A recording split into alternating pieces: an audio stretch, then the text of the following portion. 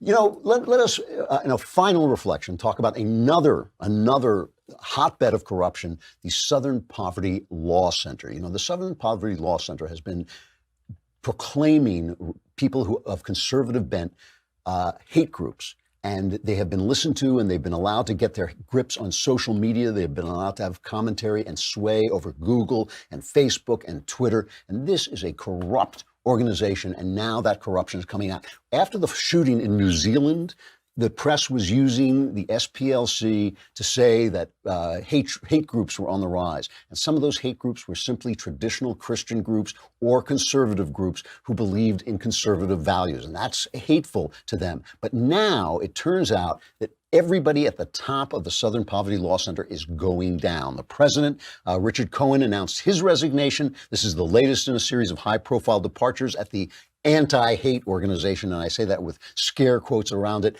that have come amid allegations of misconduct and workplace discrimination. We're talking about sexual misconduct. The details haven't come out. They're covering them up, but a lot of their top people have left because of allegations of sexual misconduct.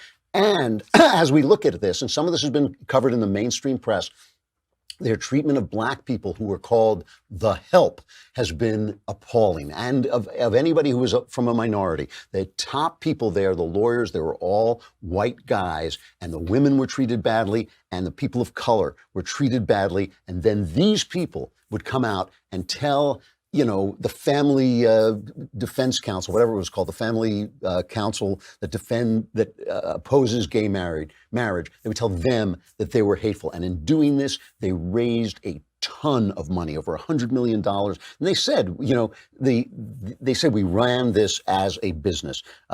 John Edgerton, writing for The Progressive, painted a damning portrait of the D's, the center's longtime mastermind, as a super salesman and master fundraiser who viewed civil rights work mainly as a marketing tool for bilking gullible Northern liberals. Northern liberals would be a little less gullible if they would simply engage with the opposition, if they would simply talk to people on the other side of intelligence instead of always running them down, instead of always attacking them personally. If they would simply listen, they would find that there are arguments on both sides and things that we can discuss on both sides. But once you become that kind of partisan, once you start to excuse the corruption on your side, once you start to give authority to people like Barbara Streisand and the Southern Poverty Law Center, you have gone down the road to absolute destruction and personal corruption.